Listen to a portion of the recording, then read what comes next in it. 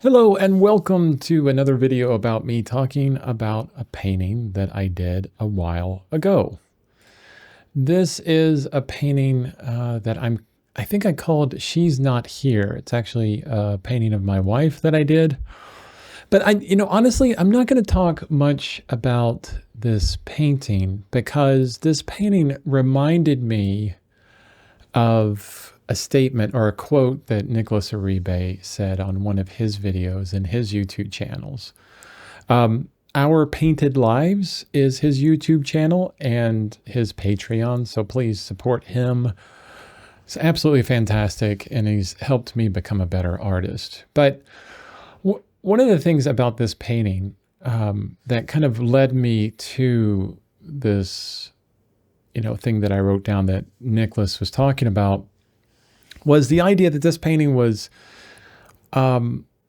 basic in some way, if you can call it that. It's not this grandiose photo that has some major image to it, that it's supposed to speak to anything beyond the image itself. It's just a basic selfie that my wife took of herself and I thought was kind of cool looking. It was an interesting, cool light, being outside with some nice greens and grays, and I'm using a limited palette somewhat. And I just wanted to paint it for that. And that was it. It didn't have to be this really sophisticated thing.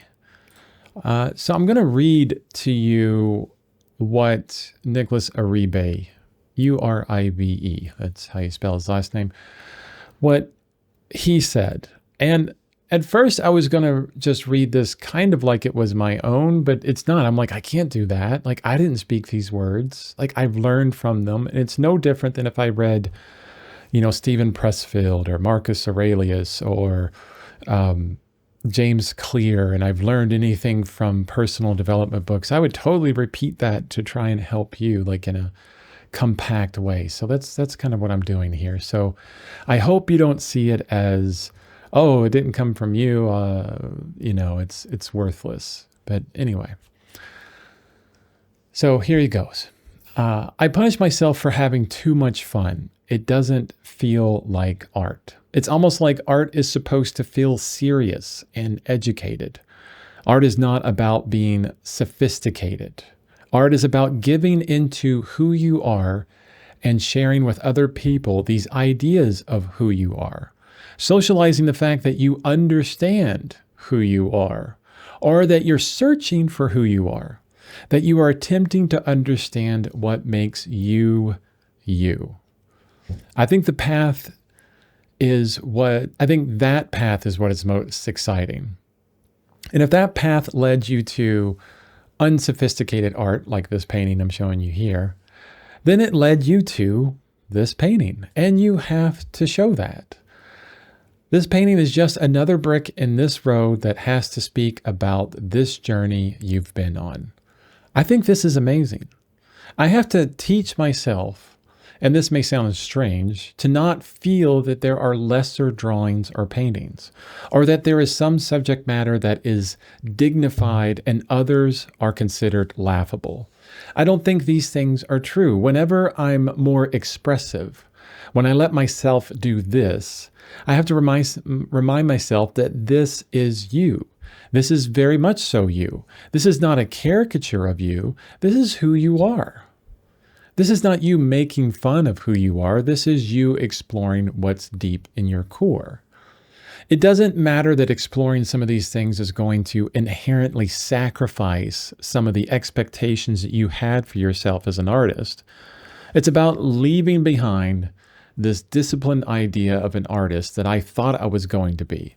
I thought I was going to be doing these massive, colossal paintings. I did too as well. The question that people ask, what are you going to leave behind? What's your legacy? This concept of legacy is associated with bigness, with a huge production of work. I don't feel comfortable with this idea of a golden trail that we have to leave behind. I think we can still be good in this world, and our life can have value, and we can have a life worth living even if there is not this visible trail for all to see that we leave behind that can be proudly exhibited. I think this is not the point. I think the origins of those paintings or drawings can be small. You can start by doing something very simple. And with the relationship you've established with this very simple act, you can start to understand yourself. Yeah, so that's what this painting was reminding me of, is this overarching idea that painting needs to be sophisticated, that it needs to be bigger, it needs to be important. It has to be cherished. Like if you're going to do a painting, it has to be this awesome, amazing thing that has to last forever, hundreds of years.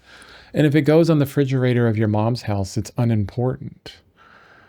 When art really, it doesn't have to be sophisticated. It doesn't have to be important. It doesn't have to be big, large. You don't have to do a ton of paintings. You don't have to do big paintings all the time, right?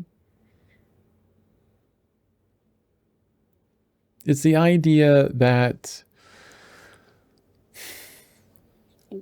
within all of us, there's this certain connection that we can make through artwork. And honestly, to say it the other way, if what's inside of you and what you begin to find for yourself is really large paintings, and that's like who you are, like I want to do these really big paintings, then that's the search for you. And maybe they are grand and they're huge, and your idea is to lay this golden trail behind yourself and your legacy, right? And that's the way that you feel right now that you want to go. And that's totally fine too. Like each way it has to be fine. But for those out there that wants to do small paintings like myself, I mean, the painting that you're watching here is probably like 6x10 or something. And it's a completely unimportant subject. And it's, would I say it's important to me? I mean, my wife is important to me. Is this painting important to me? It was another painting. I had a lot of fun doing this painting. Did it turn out like as this amazing painting? No. Did I learn a lot from it? Yeah, of course. I mean, it was really wonderful focusing on all the different facets of her face and the different planes, and really kind of breaking those planes down in the drawing and then keeping those in the painting, especially with the scarf that was around her neck, really focusing on all the folds within that. It's really interesting if you paint something, how you look at the painting, you can recall when you were in the painting and what you were thinking about. And I definitely put that blue on my palette just so I could get the purple hair. I wanted to get the purple hair in. But it doesn't have to be super important. For all those people out there that thinks, I'm doing this painting, or I want to do a painting, but it's not big, it's small. And I hear so many artists say this, yeah, but they're just a bunch of small paintings. And I say to them, but those are just as important as big paintings, or just as unimportant as big paintings, depending on how you're looking at it. Like Vermeers are priceless, and most of them are tiny. You'll hardly ever see a Vermeer for sale, right? Some people, I was at the Rijksmuseum in Amsterdam, and there's a Vermeer painting in this corridor, like this hallway. There's a bunch of, Rembrandts. It's nothing but Rembrandt and Vermeer. And then right at the end of the hallway is the Night Watch by Rembrandt. If you don't know the Night Watch by Rembrandt, it's like one of the most famous paintings on earth, especially by Rembrandt. The crowd wasn't around the Night Watch. The crowd was around the little Vermeer landscape. You couldn't get in there. I mean, I couldn't even get close to it. There was 1 million people just huddled around it. And there was gorgeous paintings on either side of it, but no one cared about that. They wanted to see the Vermeer. It was this big. Well, it was a small painting. The Night Watch is this huge painting. Size really didn't matter within that. Doesn't have to be big. Doesn't have to be of tremendous subject matter.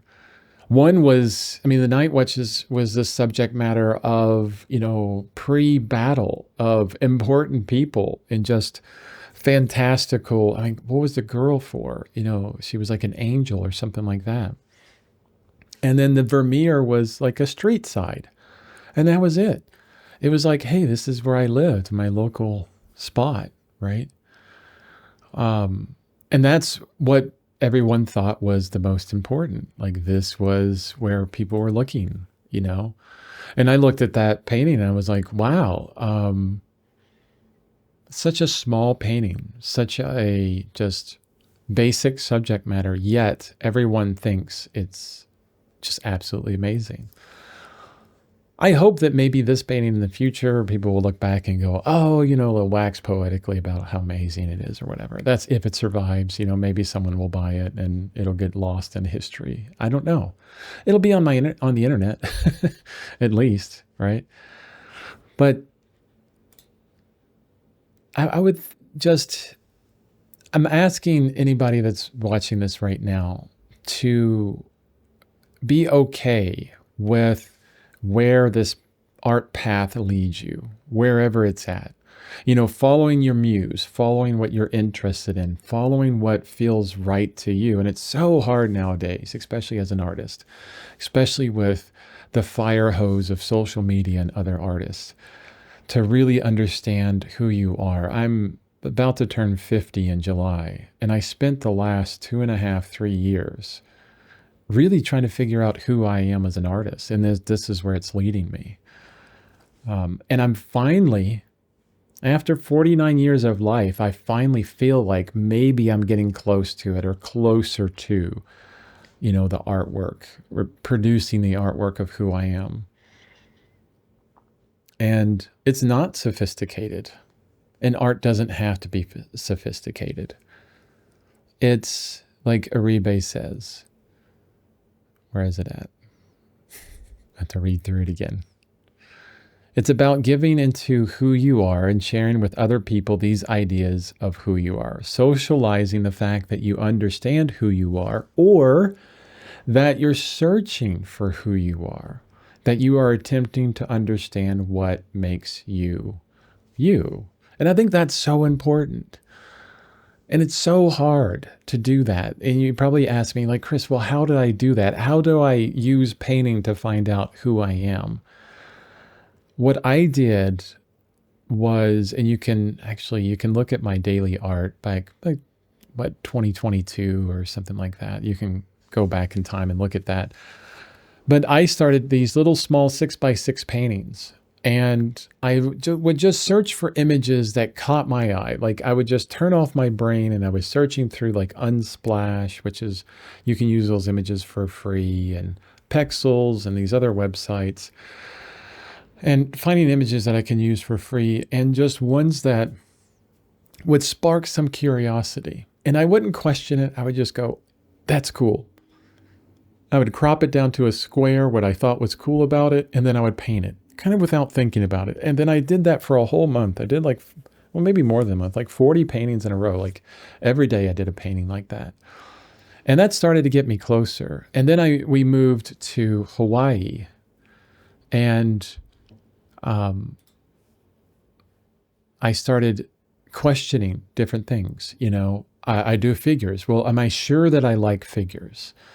Maybe I should do landscapes. So I did landscapes. And I was like, well, they would probably sell a bit better. There'd be more people interested in buying landscapes than people buying figures. And they did sell well, right? But after about 30 of those landscapes, I realized I really don't like doing this. And then I did some pet portraits. I did some pets. I did some other things. And then I went back to a figure. I went back to this screaming face I called Rage. I was pissed off at the time from a lot of things. And the day that I started the painting of that, I did a drawing of it. I got the whole canvas and everything. I drew it out. The day that I start painting that, it felt like I was coming home. It really felt like I was meant to do this. This is what I've meant to do. And then from then on, the question of subject matter has gone away. I've never had to ask myself again, Should I paint landscapes? Should I paint still life? Should I paint portraits? Should I paint figure? Should I paint clouds? Should I paint X, Y, and Z? It's always come back to figure and portrait for me. And that was just the first step. And then from then on, it's been constantly, okay, figure is a subject matter, but how? How large? What kind of medium? Because I tried out acrylic for a while, seriously, gouache for a while. Well, it came back to oil. It was like coming back home. So oil is where it's at for me. So figures and portraits in oil. That's, I figured out that, okay, it's still kind of out here. I haven't got down into the details of things. And then big figure paintings, small figure paintings, random photos. I've been doing a lot of random photos. And I went back to some reference images, high contrast, low contrast, limited palette, full palette, all kinds of stuff. I mean, this art game is just full of all kinds of things and just a tremendous amount of exploration that you can do with yourself, right? Within your art, right? Super detailed work, hyper realistic, photorealistic, simplistic, expressive, abstraction, where you get into a representational approach, but it's abstracted in some way, which I'm leaning more towards, right? Leaning towards a lot of what Nicolas Uribe, Greg Manches, Kwang Ho, those are like kind of my big three right now. Oh, Olga Boznanska, right? The Polish artist. Soroya, Spanish artist, just fantastic, right? These kind of beacons that I'm beginning to understand kind of reflect myself a bit. And if you're asking, going back to this, how do you find out who you are or what you are as an artist? That's one pathway. Do paintings, do a bunch of paintings. Do as many paintings as you can. Do as many drawings as you can. And in each one, ask the question, is this me? Does this feel like coming home? And if not, you're like, I don't know. Try something completely different for a bit and then come back to it. That's really helpful. It's like what Nicolas Uribe said. You can start by doing something very simple. And with the relationship you've established with this very simple act, you can start to understand yourself. And I started with like these little small paintings. It's funny. I started little small paintings like 2.5 years ago. And then I see this quote by Uribe and I'm like, man, I wish I would have read that before. Maybe I would have understood it. But anyway, I hope this video was helpful and helping you understand maybe some boundaries that you're putting yourself within, or maybe a lot of complexity and grandiosity that you're holding yourself to that you don't need to hold yourself to, and to look further within and really question inside why you're painting and what you want to paint, and then start from there and then move forward from there and really understand yourself a bit more. I hope it's helpful. Hope you like the video, and I'll see you on the next one. Bye-bye.